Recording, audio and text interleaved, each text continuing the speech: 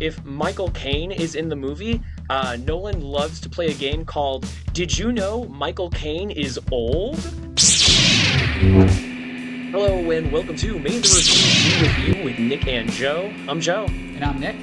And today we are going to talk about some of Christopher Nolan's films. We are gearing up for the Odyssey that comes out here next month. And we are going to focus on 6 films in particular from Nolan, although nothing is off the table. The 6 films we're going to focus on are going to be Memento, The Prestige, Dark Knight, Dunkirk, Tenet, and Oppenheimer. Again, nothing's off the table. We're just going to have a little bit of focus on those. Our 2 main topics today are going to be how Nolan uses time to tell a story, and also how Nolan uses obsession within characters to drive the narrative. These are 2 huge themes in a lot of Nolan's films, and so we're going to get into that today. We're going to start with time. Joe, what do you got? Time to talk about time. Yeah, I think for so many of us who love Christopher Nolan, if Memento was the first movie you ever saw by him, then you understand this man's own obsession with time. It is one of my favorite things that he experiments with in all of his films, and I do mean all of his films. Memento, it's pretty obvious when you look at the narrative and you see how the story is being told out of order.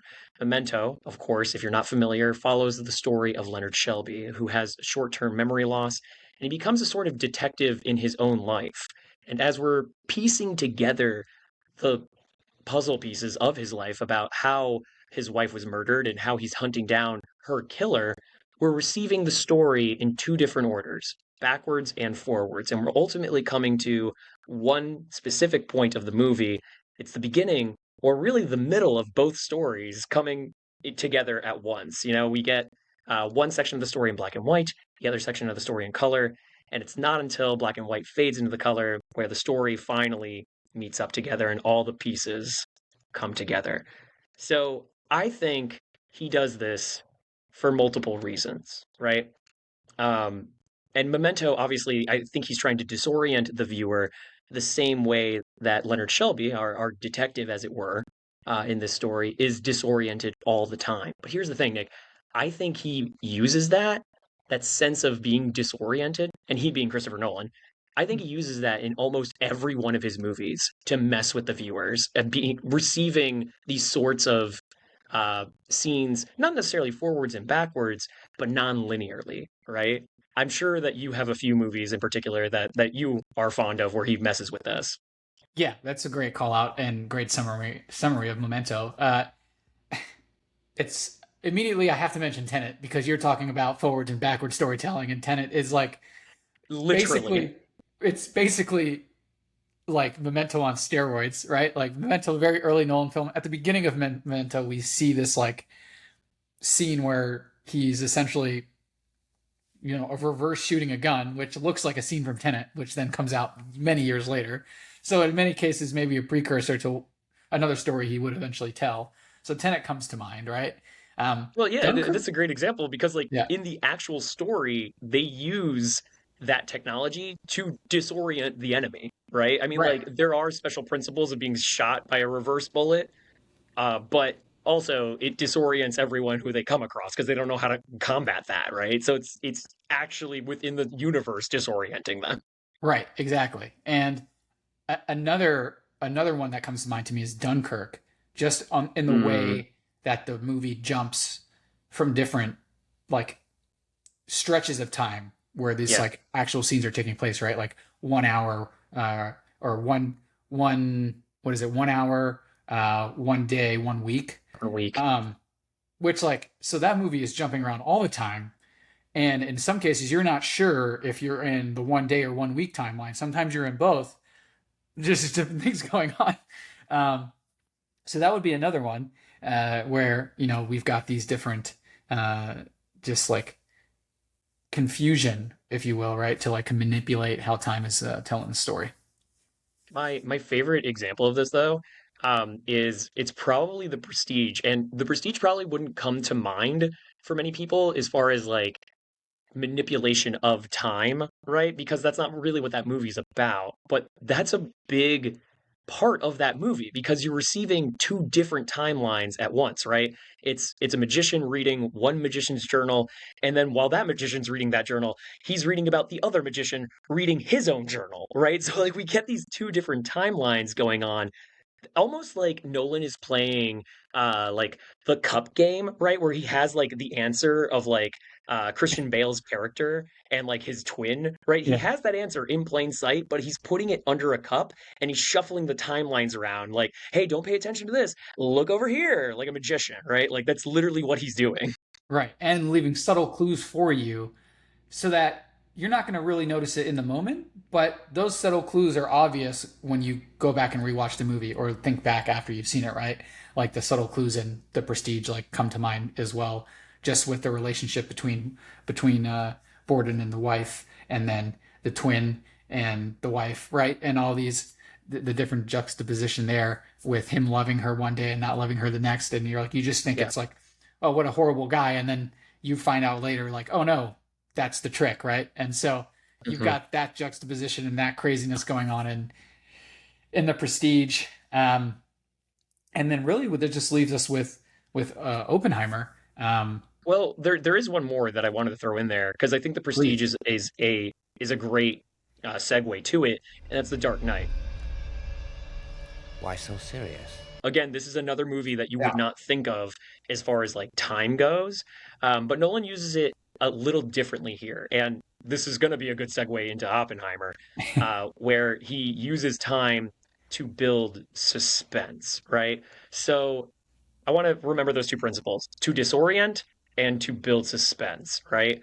So the scene, spoilers, I guess, if you haven't seen The Dark Knight 2008, boo, go watch it. It's one of the best superhero movies of all time. The scene where the Joker has revealed that Harvey and Rachel are in two different warehouses, and they're going to have to make a choice on which one they're going to save because the bombs are going to go off in these warehouses, right? And Batman, believing that he's heading toward the Rachel house, heads over there. So we start getting this montage of scenes to start disorienting us. All the while, we are waiting for a bomb to go off. And it almost feels like we can feel the seconds going by as the scene is building up toward this, right? And of course, this is all misdirection because Batman has been misinformed about which warehouse he is heading to.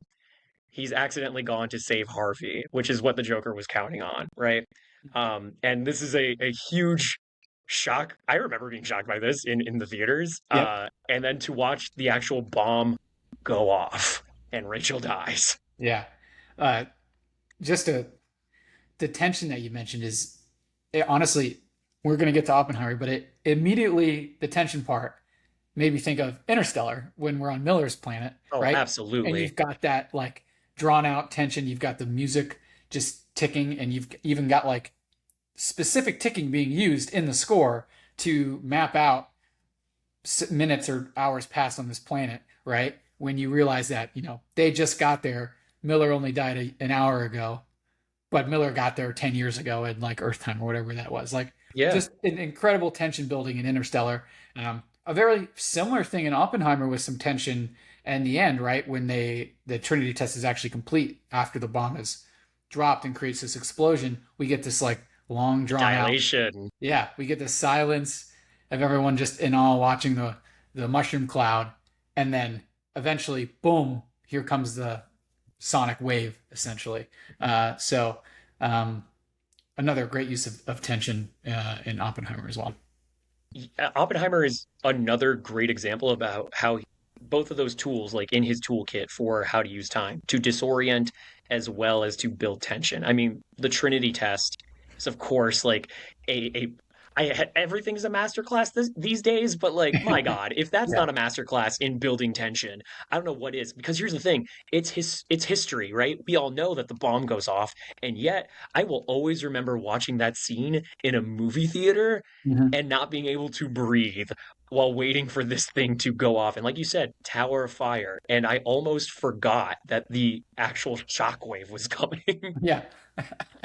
Yeah, But uh, exactly. but I, but Go like I ahead. said, two parts of the toolkit, right? Because Yep. that was building the tension. But meanwhile, once again, you have two different timelines going on, where you have the fission timeline and the fusion timeline, right? Where we're learning about how Oppenheimer, while at the same time discovering the physics for how this bomb is even possible in this unseen quantum world, we're also seeing, and the whole theme of this movie, the chain reactions that are already happening as he's discovering the science in the future, he's dealing with the social repercussions of that science. And of course, all of that is building on this conversation between him and Einstein way in the beginning of the movie.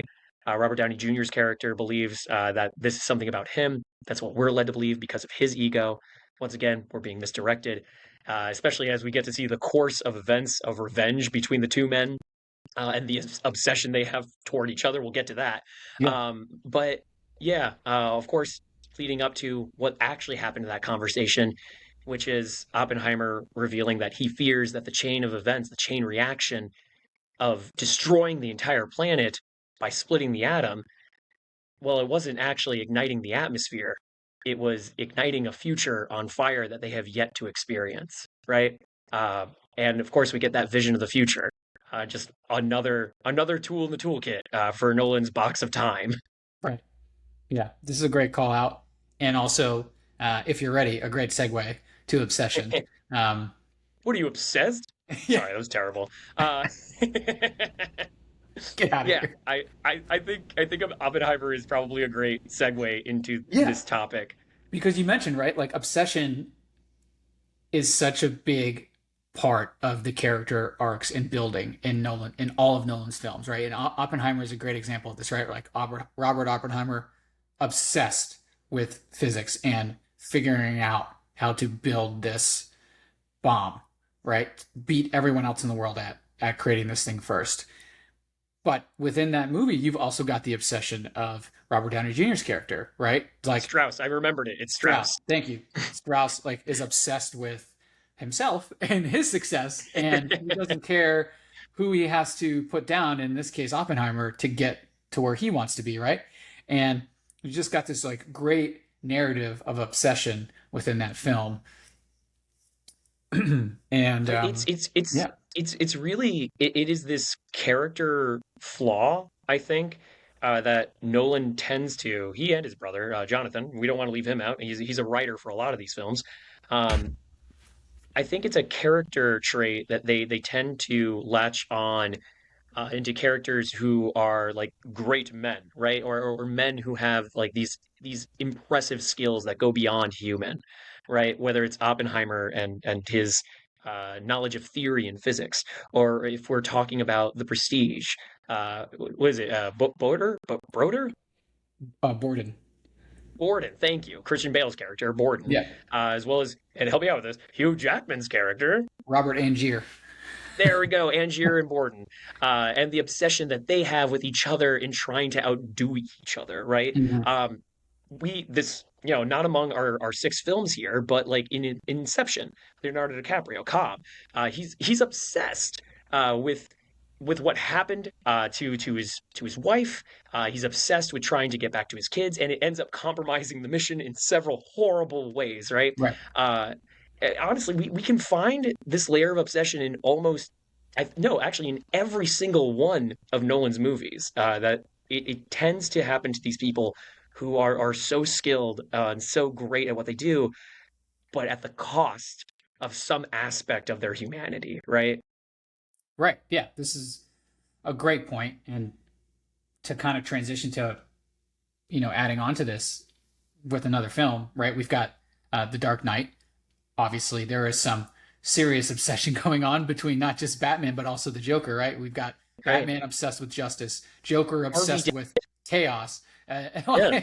and they're Harvey Dent and his obsession with yeah, fairness, right? yeah, exactly. I mean, each character really is obsessed in their own way. I mean, that's The Dark Knight maybe is the ultimate obsession of characters out of all Right, and the films. it's to each one of their downfalls, right? Yeah, The Joker, like you said, he's obsessed with chaos. I would also argue, I mean, he keeps saying that, right? He's such a little son of a bitch. He keeps saying, "Oh, I'm an agent of chaos." You know what it is? He has a huge ego, and he just wants to be right, and this is his downfall, right? He's obsessed with being right about the argument that all people at their core are bad, which is why he can't see that he's gonna fail with his boat experiment at the end, right. right?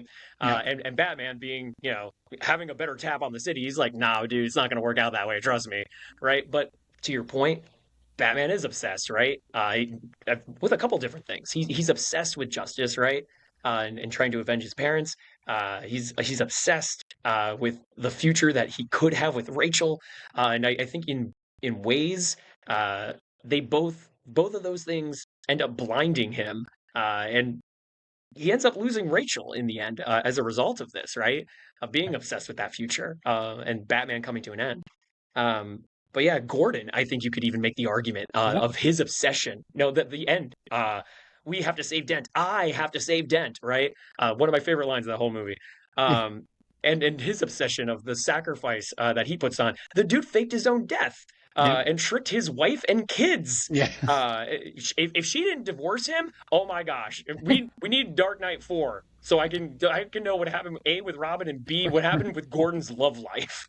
Dark Knight 4. You mean Batman 4? Anyway, I so guess it would be Dark Knight 3 technically. because we're talking about like obsessed characters and wives, Memento and Leonard Shelby. This Oh is God, this is the heartbreaking ultimate obsession. obsession. This This is is the ultimate heartbreaking obsession. obsession, right? Like he's so obsessed with finding his wife's killer that he creates this system that makes him one forget that he is the one who actually did this all, right? And he's just in this loop. He's in this time loop, right? To kind of bring us home to the beginning of our episode with time being a key. He's just obsessed and put himself in this time loop to protect himself from facing the truth every day for the Yeah. first time because he's got this memory loss, right? So instead, he has kind of created this obsession of finding out who his wife's killer is, knowing he will never be able to find it out because he is the one. Right. Right. He has decided to manipulate his own memory, and in Right. a very literal way, he is lying to himself actively to create his own his own fiction, right? Yep. Which if we really want to get meta with it, I think that's the Nolan's actually like saying that this is what we all do, right? We all do this to a certain degree. Obviously, Leonard Shelby's case is a lot different because he has to actually take physical precautions in order to manipulate himself and his actions, Right. right? He decides that he's going to kill John G. Well, there's so many John G's in the world, right? And anyone could technically, he could make anybody a John G, including maybe someone who just happened to piss him off, right? And he's going to form all the clues to make sure he believes at the end of the day, this new guy is my new John G, right? So his revenge spree will always keep going. He's obsessed with revenge. Yep. Great. I'm curious, Nick. So we have two other movies here as far as like our six that we're talking about of Yeah. really great case examples of Nolan's uh, A, time and then B, obsession tools, right? Um, I'm curious about what you would say for Dunkirk. I know that you are a big fan. Yeah. So for Dunkirk, well, the obsession is like survival, really. Mm, The whole movie is about survival. That whole situation is purely about survival, and you've got all of these characters who that's the only thing they have to hold on to, right? It's like, how do we survive? Um, Granted, thinking about it more, right? Of course, like the army or the soldiers rather, they're obsessed with survival. The citizens from Britain who are on the boats, their own personal boats, they're obsessed with really survival as well, but they're more obsessed with getting as many soldiers alive back, right? So there's still a survival loop there, but it's a little bit more obsession towards like success rather than survival, I would say. And yeah, I don't know. Did you have another thought on Dunkirk? I agree pretty much with everything that you're saying there. I think you can almost make one other argument here of I mean I think you're right. I think obsession or survival is the obsession here, right? I would say like his other movies, I think we see it to a much deeper degree. But I think I could point out two other cases here. The first one being I think it's in the 1 week timeline. Where it starts with the boys on the mole, and we get this character who's silent and very deliberately Nolan is making us think that maybe this guy cannot be trusted, right? And the other characters quietly start suspecting the same thing until like that really boils over when they're in the boat, right? So I think I could make a case there, especially since it's a week long, Yeah. that at least one of those characters was not going to let this go. Luckily, it is not really to any of their detriment, except for they almost killed this guy. So at least in that regard, I cannot say that obsession really like harmed anybody like in the long run. Right. If anything, obsession Well, saved these guys, right? Because it's the Brits who are trying to get their guys, right? The government, but it's not the government who comes to save the day, right? It's literally the British people who show up to save them, to execute yeah. this amazing miraculous save. There is the British boy that does die from. Yes, correction. Yeah, I would say that that's obsession negatively affecting the character. Yeah, Because he did killing not have to go. killing They Murphy's actually asked character. him. Yeah, they asked him to stay behind, but he was so obsessed with helping, right, and like having his own story within the war that he went anyway, and unfortunately ended up dying. And then the reason for it too, right? Like the soldier who gets rescued, played by Cillian Murphy, he's obsessed with not going back to the beach, Right. and his obsession to not go back leads to the scuffle that kills this British boy. So I think that There would you be go. the biggest negative aspect of obsession in Dunkirk. Right. Right. Right. Yeah. If you're looking for the cost of obsession, there you go. The There cost you of go. staying alive. Okay, yeah. Um, but Tenet. yeah, I mean, even in a movie like Dunkirk, there you go. Yeah. Tenet. Now, this one was interesting. Nick and I had a conversation about Tenet in the beginning, and usually, I think obsession in these movies, we tend to find it in our protagonists. In The Dark Knight, like we said, we found it in a lot of our characters.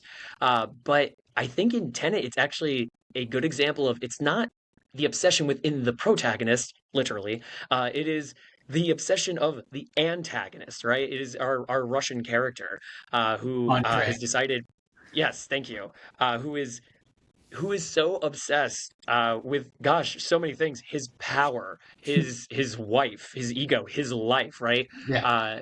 He won't let her go because she belongs to him, He's right? also he's obsessed with obs- time and he's obsessed with time. to bring us full circle for both these It almost conversations. sounds like, Nick, you are talking about Christopher Nolan himself, who is a man. Let's go ahead and say it. I mean, I'm a little biased, but a man of great skill who is obsessed with his craft and obsessed with time. Yeah, it's a great it's a great summary. That is Nolan. All these films, I think, are have a little bit of Nolan's personality in them, right? Like he has such a distinct style, right? Yeah, Especially making those characters who are so obsessive, using time in different ways to help facilitate the narrative, right? Either to disorient or to create that mystery or to build the tension, right? He's so good at a lot of those things, hiding things in and plain sight as well as another hiding one. things in plain sight. Crazy.